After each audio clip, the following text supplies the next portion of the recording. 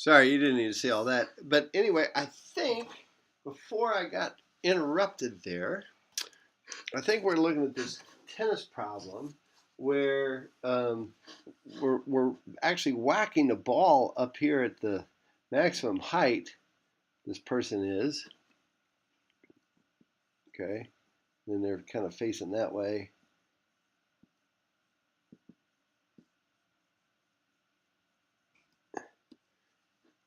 Boom. So, but it's also rotating around. So, but the angular speed at this point, omega, was equal to 160 radians per second. Okay, that's omega initial. The radius r is 1.5 meters, and the and what they wanted us to find with all this, they wanted us to find the total acceleration of that racket at that point. So we need to find AT squared plus AC squared. Okay, which isn't too bad. That's actually not a bad little stick figure of somebody whacking a tennis ball. Let's put the tennis ball right there. All right, cool. All right, anyway, so what do we do? Did they give us any other information? Oh, I'm doing it all backwards. This is squared. This is my alpha, and my omega is 14 radians per second. I thought that was awfully strong, but anyway, we've got everything we need. We're done. This we don't need it because we know that AC is equal to R times omega squared. Do we have that? We know that AT is equal to R times alpha. Do we have that? I think this is done. All right. So since I got you here, we'll do one more. Kind of a tricky one. Let me speed this up a little bit.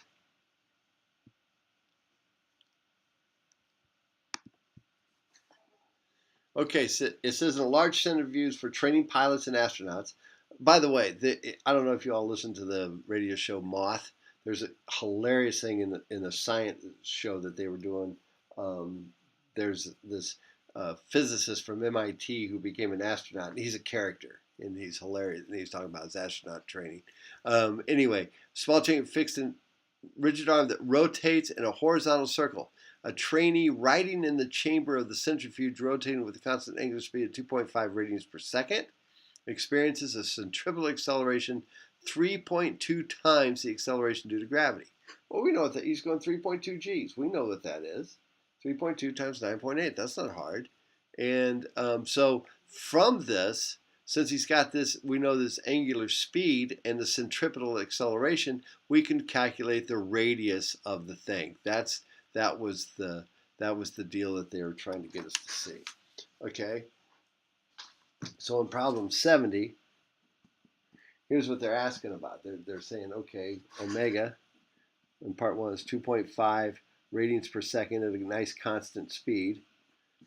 All right. AC is equal to 3.2 times 9.8, whatever that comes out to be. I'm just going to do the algebra part on this. I'm not going to do the, so we know what that is. And so we've got, and we know that AC is equal to R times omega.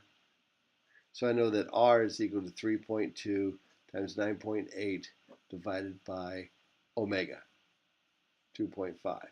So I can find that. So I've got everything I need, right? And it asks, when the centrifuge reaches an angular speed of 2.5, the trainee, so now in a second training exercise, the centrifuge speeds up from rest with a constant acceleration.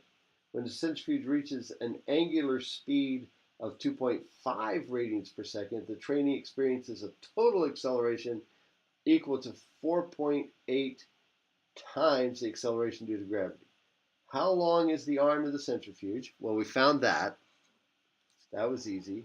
And what is the angular acceleration of the centrifuge in the second training exercise?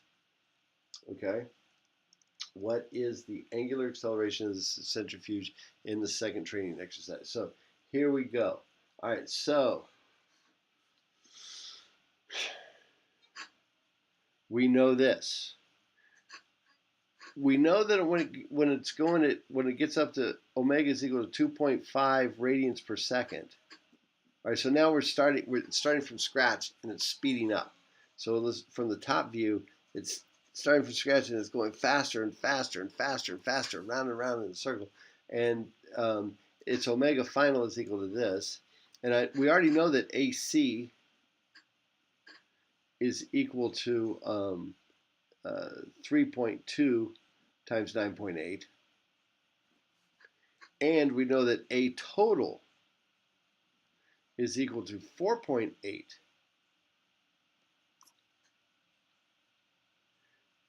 times 9.8. So here's what they want us to do. They want us to find out what AT is, because I know that AT is equal to R times omega, or R times alpha. They want us to find alpha. But they didn't tell us what AT was. So we know that A squared is equal to AC squared plus AT squared. Well, this isn't bad, because I know that, so I just say that A squared minus AC squared is equal to AT, take the square root of that. And then I was getting ready to say something stupid, it's 1.6, but we're squaring those guys. So we can't do that. So AT then is equal to R times alpha. All right, if you followed that pretty well, we're good. Out here.